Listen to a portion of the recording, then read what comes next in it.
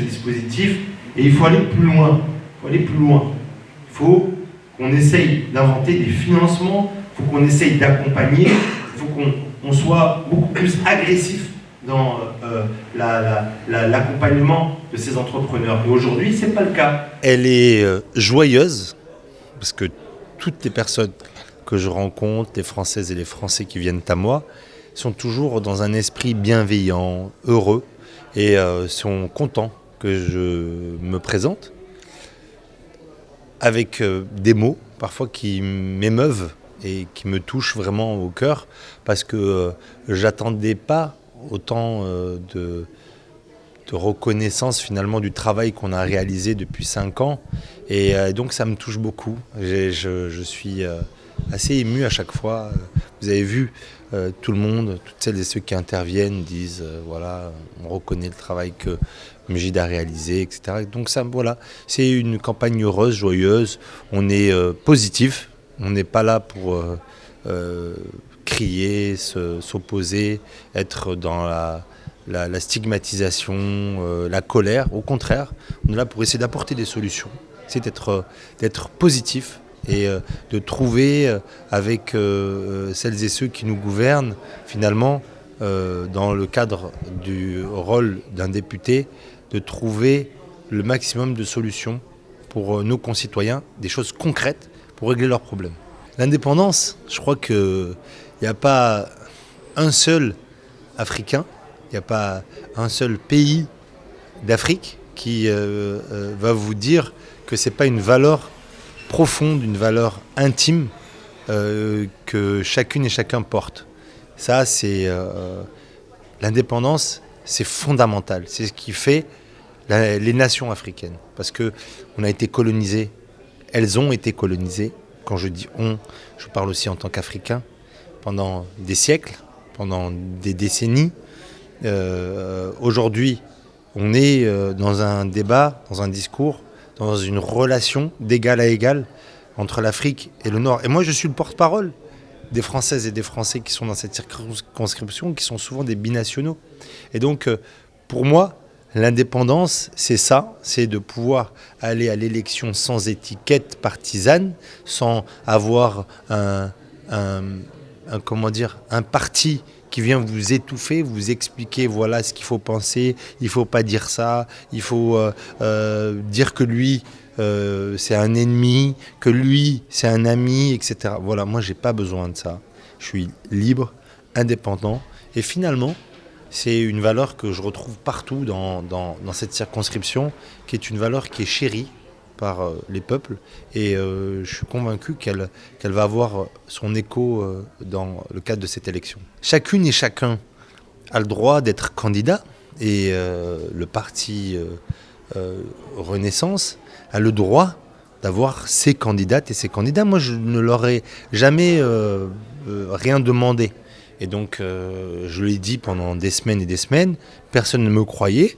La preuve, il y a une candidate étiquetée Renaissance. Voilà, elle va porter donc le parti Renaissance avec peut-être ses qualités, certainement ses défauts. En tout cas, elle est, mais très bien. Moi, il me tarde de la voir sur le terrain. Je ne l'ai jamais vue sur le terrain. Il me tarde de la voir et puis d'échanger peut-être avec elle aussi. On va, voilà, moi, à titre personnel, ça m'importe peu.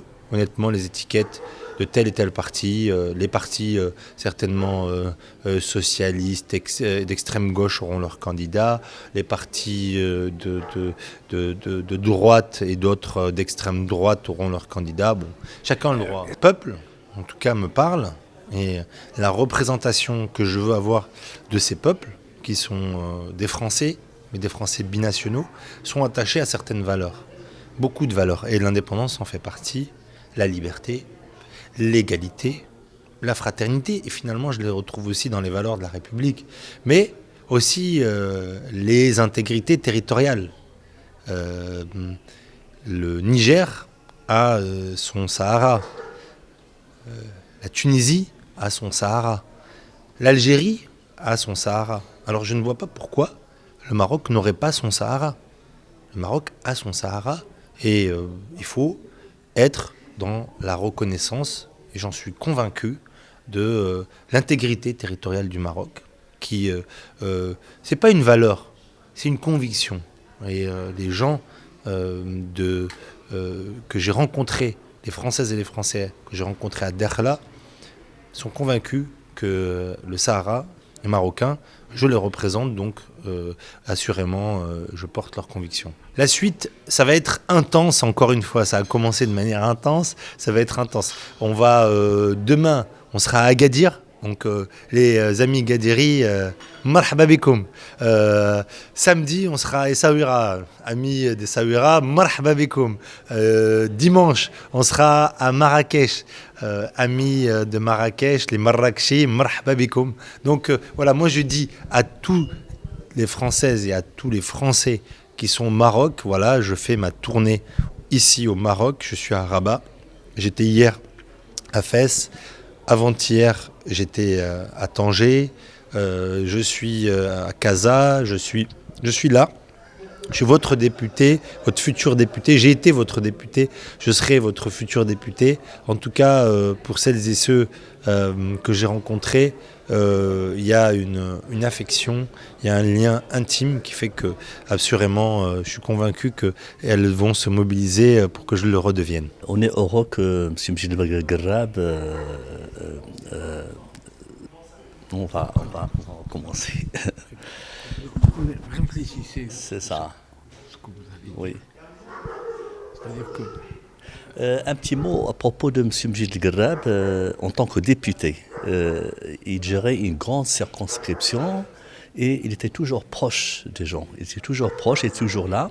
Et il répondait à toutes les requêtes, toutes les questions. Et je pense que ça fait plaisir de le voir se réélire pour un deuxième mandat.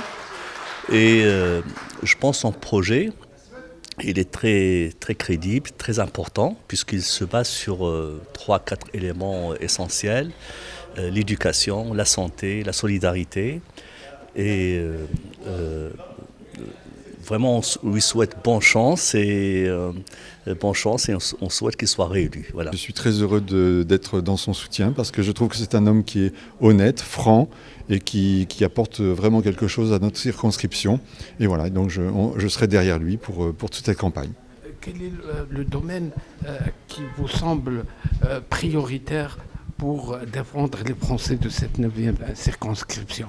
Écoutez, je suis assez d'accord avec ces 5 S, la scolarité, la sécurité, la socialité, tout, vraiment, il a un bon programme et voilà, je pense que les 5 S sont défendables et qu'il faut vraiment être partout.